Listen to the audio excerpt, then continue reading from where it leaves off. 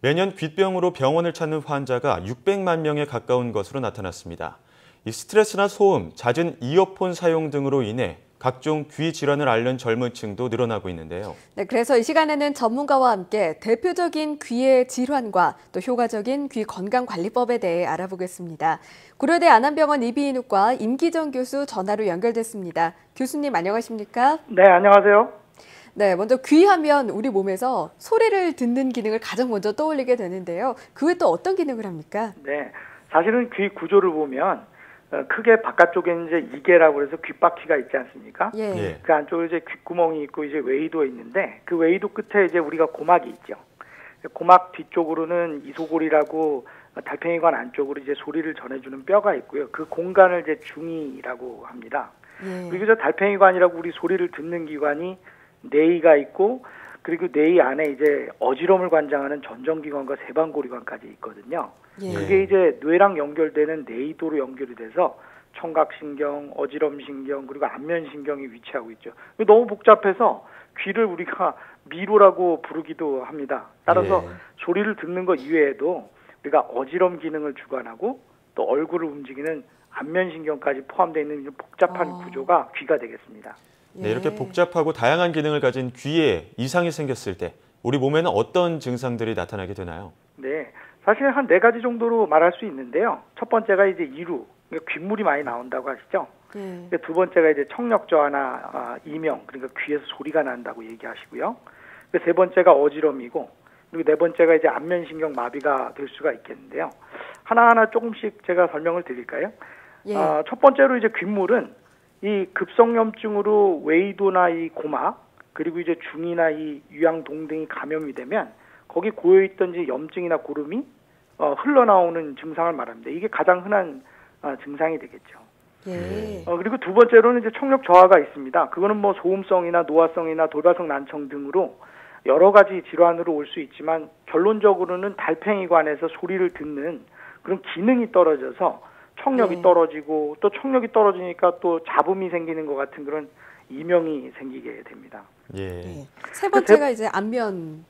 세 번째가 이제 우리 어지럼을 먼저 꼽을 수가 있는데 정말 요즘 많이 증가하고 있거든요. 예. 이 뇌에는 이제 평형기관이 있어서 그런 평형기관에 이제 병이 생기면 어지럼이 생기는데 특히 요즘에 뭐 많이 생기는 불순물이 생기는 그런 이석증 그리고 귀고혈압이라고 하는 메니에르병 어지럼 신경에 염증 생기는 그런 전정신경염 등이 있으면 정말 이게 뺑글뺑글 도는 그런 어지럼을 경험하시게 됩니다.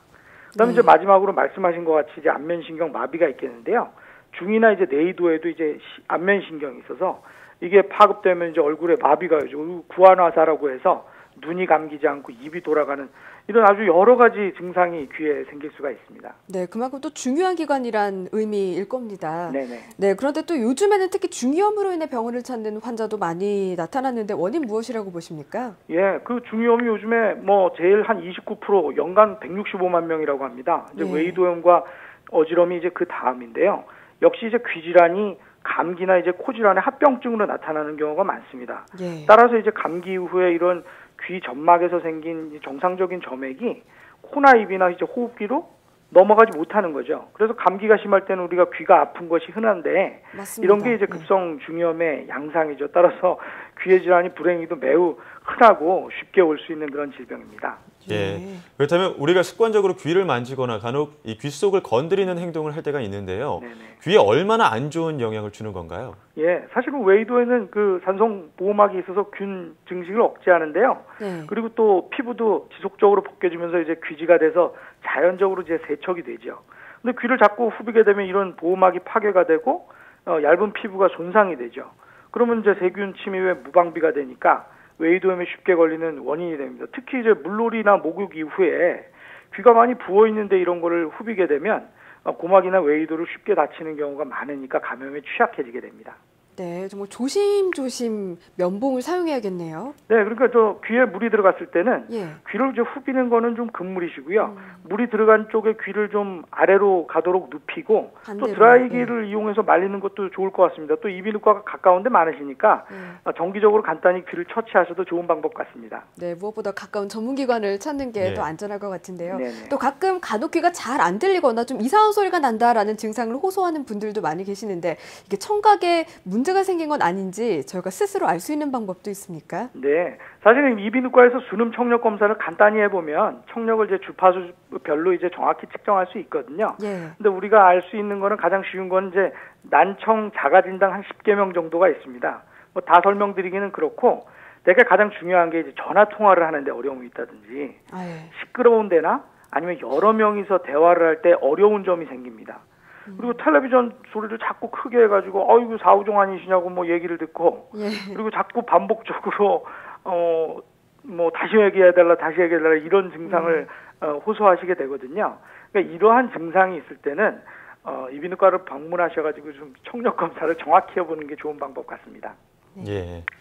네, 끝으로 이 생활 속에서 귀와 관련된 질환을 예방하고 또 귀 건강을 효과적으로 관리하는 방법도 전해주시죠. 네, 사실 앵커분이 처음 말씀하셨듯이 소음성 난청이 요즘 아주 굉장히 현대사회에서 늘고 있습니다. 예. 그래서 제가 가장 드리고 싶은 말씀이 시끄러운 환경, 즉 이제 버스나 지하철이나 이런 PC방 같은 데에서 이어폰이나 헤드폰을 너무 과도하게 사용 안 하셨으면 좋겠어요.